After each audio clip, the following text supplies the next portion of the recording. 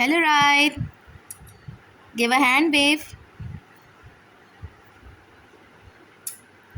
I see. Very nice. What are you doing?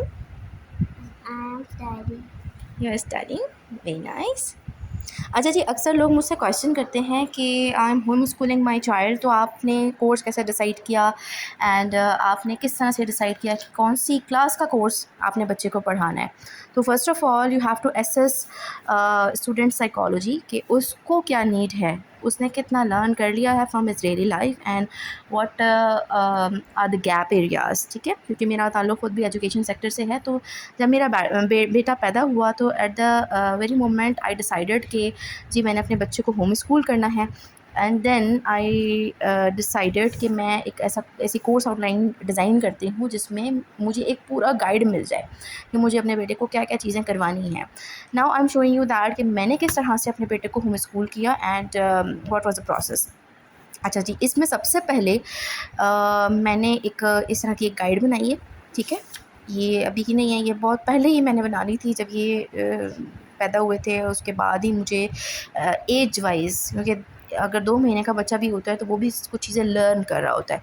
तो उस हिसाब से मैंने कि किन-किन एस्पेक्ट्स पे मैंने उनकी वर्किंग करनी है और किस-किस तरह से करनी है। अच्छा, इसमें एप्लीकेशन जहाँ तक आ जाती है कि आपने किस तरह से बच्चे को किस टाइम पे क्या चीज़ सिखानी है, उसकी अगर बात आ जाती है तो आप बच्चे को देख के अंदाज़ा लगाते हैं कि मिसाल के तौर पे अगर बच्चा आपका गाड़ी से खेल रहा है, ठीक है, तो आपने गाड़ी से उसको खेलने देना है। ये नहीं कि आपने कहना है आओ बेटा आओ पढ़ाई का टाइम हो गया तो पढ़ते हैं आके।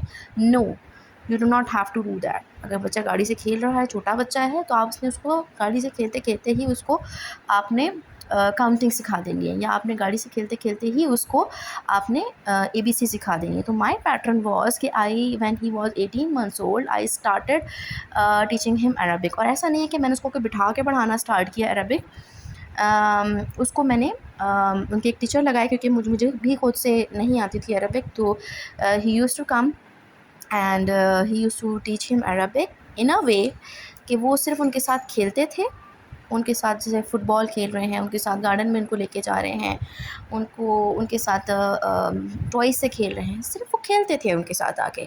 उनको कोई ऐसा नहीं लगता था कि बच्चे को वो पढ़ा रहे हैं, ठीक है? उनको उसके नाम बताते थे वो छोटे-छोटे से। तो वो ऐसा नहीं कि उनको राइटिंग नहीं कराई हमने स्टार्टिंग में, बस उसकी कन्वर्सेशन पे हमने ज़्यादा से ज़्यादा उसको फ़ोकस किया। Now he sitting, I will ask him few sentences in Arabic. तो आप उसको देखिए कि इसका किस तरह से उसने लर्न किया है। राइट, हेलो, राइट, मस्मुका, Bismillah. كيف حالك? Alhamdulillah, alhamdulillah. Wow, very nice. And كم عمرك? عمري 5 سنة. Very nice. Give a high five. Yes. Okay, तो ये तो एक छोटा-सा आपको मैंने डेमो दे दिया कि जब मैंने 18 मंथ्स में अपने बेटे को अरबिक के लिए लगाया तो उसने किस तरह से लर्निंग की, उसको छोटी-छोटी सी चीज़ें हमने किस तरह से लर्न कराई। अब मैं आपको दिखाती हूँ कि मैंने कोर्स किस तरह से डिज़ाइन किया था। अच्छा, अब ये है कि ये इसकी कन्वर्सेशन स्किल्स, ठीक है? इसमें बहुत सारी इसमें चीज़ें हैं, आपने बच्चों को स्टोरी टेलिंग करनी है, उसकी छोटी-छोटी सी रीडिंग प्रैक्टिस करानी है आपने। You have to encourage him to read words through flash cards आपने यूज़ करने हैं, ठीक है?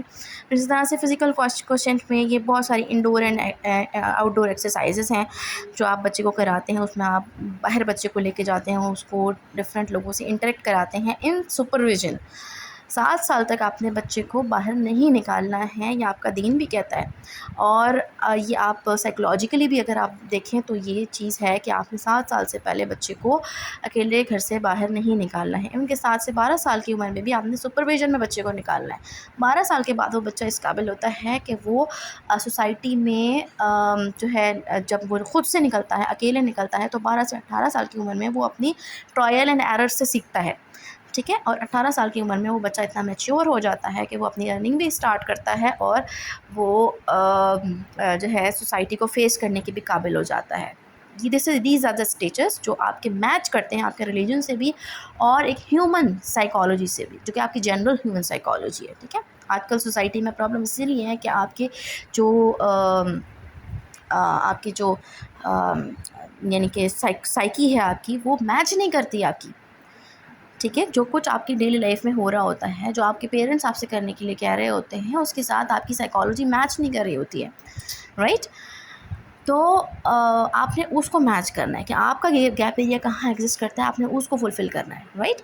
अच्छा, ये तो हो गई छोटी सी आपकी small guide. Conversation skills, physical question, इस पे आपने काम करना है। अब ये चीज़, इसमें मैंने डिफरेंट एक्सरसाइजेस लिखी थी इनकी, किक एंड पंच है, राइडिंग बाइसिकल, ट्राइसिकल, ये तो हर बच्चा कर ही रहा होता है, ठीक है। स्ट्रेचिंग बॉडी ड्यूरिंग प्ले, ठीक है। उनको जब आप बच्चा खेल रहा है उनके साथ आपने इन्वॉल्व होना है, ठीक है, उसको स्ट्रेचिंग करवानी है।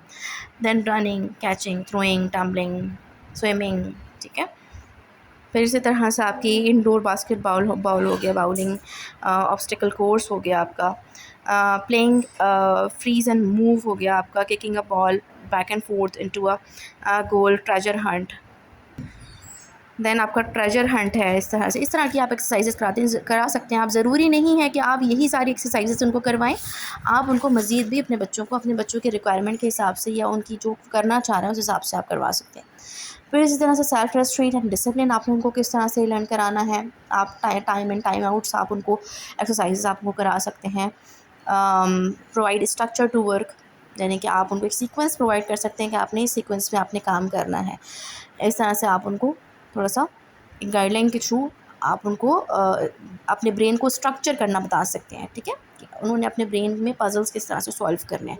This is one of the biggest problems जो आपको स्कूल में नहीं सिखाया जाता, राइट। कि बहुत सारे आइडियाज़ बच्चों के माइंड में होते हैं, they are very intelligent but they do not know how to execute that work. तो ये चीज़ आपकी यहाँ से बिल्ड होगी। बट इस तरह से explain the reason behind the rules set by you, ठीक है। फिर आपने उनको रीजनिंग भी कराना सिखानी है। फिर shape behaviour one step at a time, एक वक्त में एक काम करवाएं, ठीक है। मल्टीटास्किंग आपने बाद में करानी है जब वो थोड़ा सा बड़ा हो जाएगा। प्रेज गुड बिहेवियर, ठीक है, ये तो ऑब्वियसली है ही। गुड बिहेवियर को आपने बच्चे को प्रेज नहीं करना, आपने उसके काम को प्रेज करना है, ठीक है। This is how he is going to learn कि जब वो अच्छा काम करेगा तो वो प्रेज़ किया जाएगा, यानी कि वो उसकी शख्सियत को शख्सियत परस्ती नहीं आएगी इस तरह से बच्चे को वो। और एक काम को भी अगर आप प्रेज़ उसको करवा रहे हैं तो उसमें भी आपने उसको ये बताना है कि बेटा at one point of time nobody is going to praise you, ठीक है। आपने खुद से अच्छे और बुरे में तमीज़ करनी है और अच्छे और बुरे में आपने तमीज़ करके अपना बिहेवियर डिसाइड करना है, right. And it will lead to self satisfaction, ठीक है। And this is one of the responsibilities that अल्लाह ताला हैज़ असाइंड यू, कि आपने लोगों के साथ अच्छा रहना है और बुराई के ख़िलाफ़ आपने बात करनी है, बोलना है। This is a part of good behaviour. Teach them problem solving skills, ठीक है। Give consequences, teach them problem solving skills. ये थोड़ा सॉरी मैंने इसको रिपीट कर दिया। अच्छा, then it comes the mental question. Mental question में आपने इनको क्या क्या चीज़ें शुरू से ही आपने बच्चों के आईक्यू पे काम करना है। जैसे आप उनको बताएं कि उनसे पूछें कि 1 3 5 7 एंड व्हाट कम्स नेक्स्ट। इस तरह की एक्सरसाइजेज होती हैं। जैसे